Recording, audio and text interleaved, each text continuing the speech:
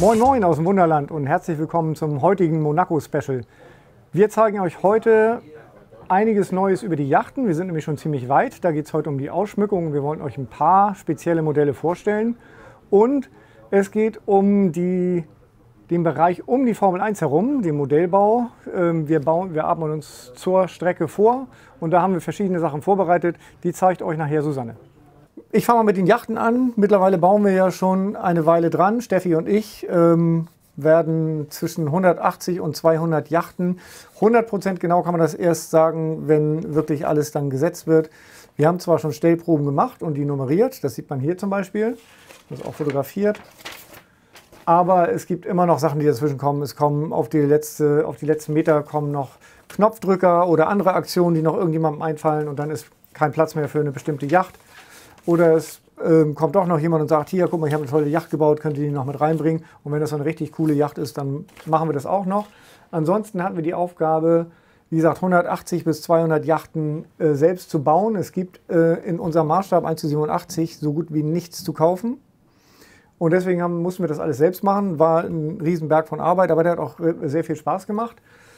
Zum Beispiel haben wir viele Yachtmodelle selbst gezeichnet und über 3D-Druck und dann Eigenlackierung gebastelt. Hier ist zum Beispiel eine Mercator, nennt sich die.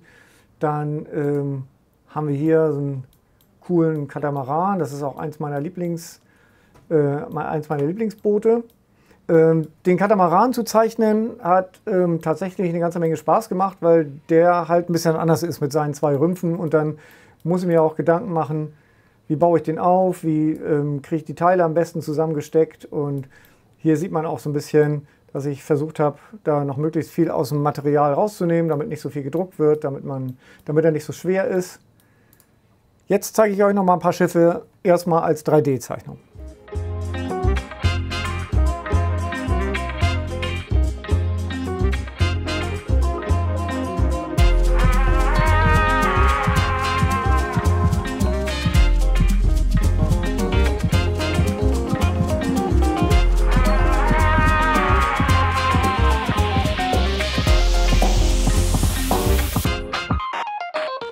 Wir machen einen kleinen Zeitsprung. Hier ist der Katamaran schon fast fertig. Er ist fertig lackiert und auch schon montiert.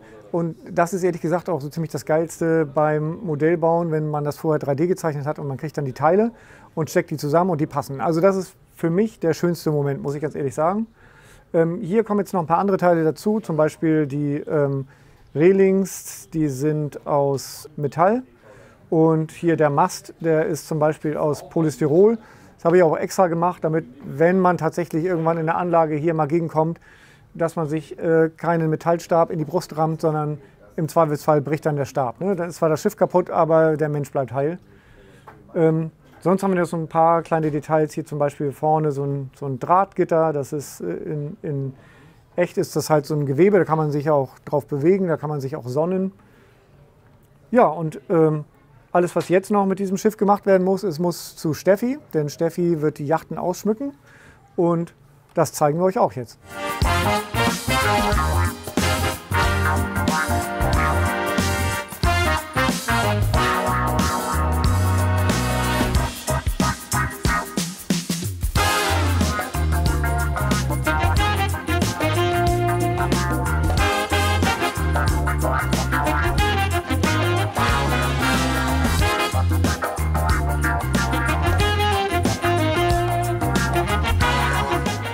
Ja, wir haben uns jetzt einmal mit den Yachten hier in Monaco ausgebreitet. Insgesamt ca. 160 Yachten sind komplett ausgeschmückt, die sind fertig, die können im Prinzip jetzt auf die Anlage. Nach ungefähr 4 Jahren Bauzeit, im Sommer 2018 habe ich damit angefangen, die Yachten zu bauen und halt eben auch auszuschmücken. Und thematisch variiert das. Wir haben zum Beispiel Yachten, die typische Szenen aus dem Formel-1-Wochenende darstellen, mit jubelnden Fans. Die Yachten sind proppevoll, alle wollen nach vorne in die erste Reihe, alle wollen was sehen. Wir haben aber auch Yachten, ja, da ist Party ohne Ende angesagt, mit vielen Getränken, mit Poolparty und Bling Bling und vielen Lichtern. Und wir haben aber auch ganz besondere Yachten, wie zum Beispiel diese Golfjacht, die haben wir tatsächlich elektrostatisch begrünt. Und hier in diesem kleinen Golfloch versteckt sich ein Maulwurf. Bei diesem Modell handelt es sich um eine norwegische Holzjacht. Natürlich ist es eine norwegische, habe ich zum Anlass genommen, Wikinger auf dieser Yacht fahren zu lassen. Und die haben halt eben hier hinten noch ein kleines Kampftraining. Hier wird auch Fisch gegessen und ja, alles, was zum Wikingerleben dazugehört. Um auch mal ein bisschen Klischee auf die Anlage zu bringen, natürlich eine rosane Yacht mit viel Bling Bling und Glitzer und jede Menge Playmates drauf. Ein bisschen spartanisch, aber trotzdem süß, ein Bär, der Honig schlürft. Mal ein ganz anderer Lack ist dieser Metallic-Lack, schön in einem Türkis. Dementsprechend habe ich die Yacht auch Mermaid genannt und auch mit Meerjungfrauen ausgeschmückt. Und hinten zu sehen ist eine Szene aus Ariel mit ihren Freunden. Weil Schwarz meine Lieblingsfarbe ist, durfte natürlich auch eine schwarze Yacht nicht fehlen. Zum Ausschmücken habe ich dann die Addams Family zum Thema genommen, ganz passend, schön, ein bisschen Grufti-mäßig. So muss das. Ja, Theresa ist ja unser großer Science-Fiction-Fan und sie hat sich eine Star-Wars-Yacht gewünscht. Deshalb fährt hier hinten zwischen den Radaren ein R2-D2 mit. Diese und diese Yachten sind die letzten, die jetzt noch ausgeschmückt werden müssen. Wie ich das genau mache, zeige ich euch gleich an meinem Arbeitsplatz. Zuvor habe ich noch eine Frage an euch. Diese Yacht möchte ich auch noch ausschmücken. Habt ihr Ideen dazu? Fällt euch irgendetwas Lustiges ein, irgendwelche Szenen, die ich darauf darstellen kann? Dann zeigt oder teilt mir das in den Kommentaren mit. Und das zeigen wir euch dann in einer der nächsten Wunderlandians-Folgen. Die Leute fahren natürlich nach Monaco, um das Formel-1-Rennen zu sehen. Und genau so eine Szene möchte ich jetzt auf dieser Yacht darstellen.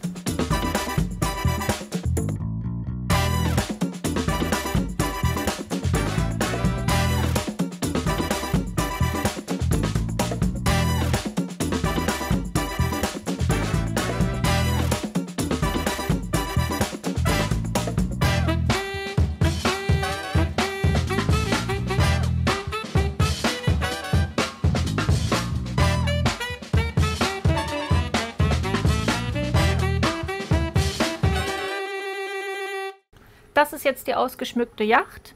Man sieht, die Fans halten Fahnen hoch, schwenken, jubeln, feiern, halten Herzchen. Da drin wird ein bisschen geplauscht, es gibt was zu essen auf dem Tisch. Am Ende wird man das aber so rumsehen, weil so ist die Betrachtungsrichtung, weil hier hinten fährt dann die Formel 1. Diese Yacht wird mit dem Bug zum Betrachter stehen. Da ich hier leider nicht so viel Interieur habe wie Bänke und Tische und Schränke, habe ich natürlich auch nicht viel Spielraum zum Ausschmücken. Und aufgrund der glatten Oberfläche habe ich mir überlegt, dass ich hier jetzt einfach ein paar Skater fahren lasse.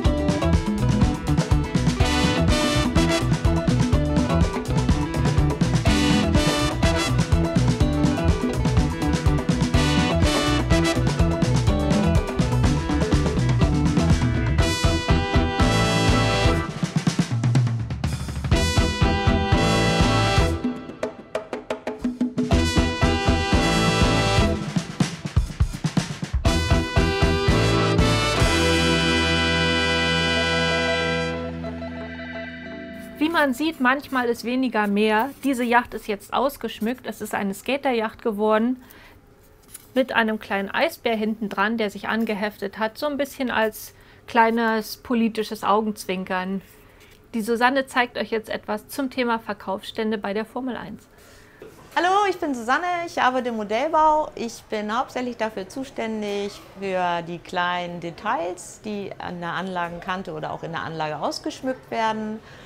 Ich bin jetzt seit 2 Monaten dabei, eine kleine Fanmeile mit Verkaufsständen und fliegenden Händlern für die Monaco-Rennstrecke vorzubereiten. Ich habe schon recht viel geschafft, würde heute mal eine Stellprobe machen, damit man sieht, ob es auch ausreichend ist und ihr am Ende dann vielleicht die kleinen Fangeschäfte wiederfindet.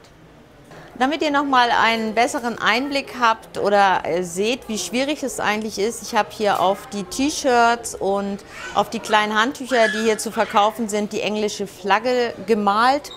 Das ist sehr zeitaufwendig und eine wirklich filigrane Arbeit. Es gibt in Monaco natürlich ganz viel Kunst, habe ich auch noch eine Flagge unter Glas gelegt. Ich denke, dass man meine Sachen erkennt, dass ich überall auch mal einen Hund mit an die kleinen Stände gestellt habe. Ich bin selber Hundefan und lange Jahre einen gehabt. Vor Ort in Monaco habe ich von meinem Kollegen Bobby ein Foto gemacht, wo er an einem Kunstobjekt steht und ich habe ihn 1:1 nachgebaut. Bobby ist ein großes Vorbild, weil er sehr viel Deko macht und man sehr viel von ihm gelernt hat in den Jahren. Ohne Boxenstopp, direkt an den Arbeitsplatz zurück. Hier nochmal kurz der Postkartenständer, den ihr ja schon gesehen habt. Kurze Details dazu. Die Rohlinge sehen so aus, die sind nicht käuflich, es ist selber zusammengelötet. Die Postkarten werden ausgeschnitten, die suche ich mir vorher raus im Internet, was für Karten ich haben möchte, drucke sie dann auf Fotopapier aus.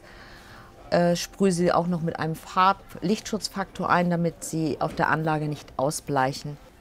Ein Verkaufsstand, eine kleine Fanbude fehlt noch. Ich werde jetzt hier einfach noch ein paar Details, die ich hier noch habe, zusammenstellen, damit ihr einmal mir über die Schulter gucken könnt.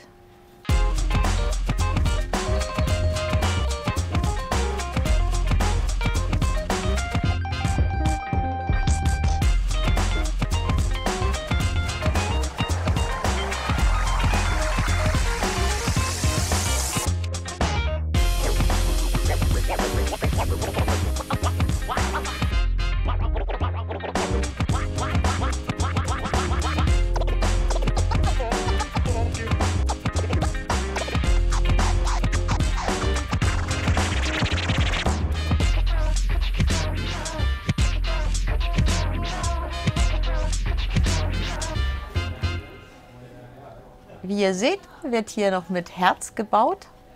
Ich hoffe, es hat euch gefallen, uns über die Schulter zu schauen. Wir freuen uns, wenn ihr das weiterhin macht.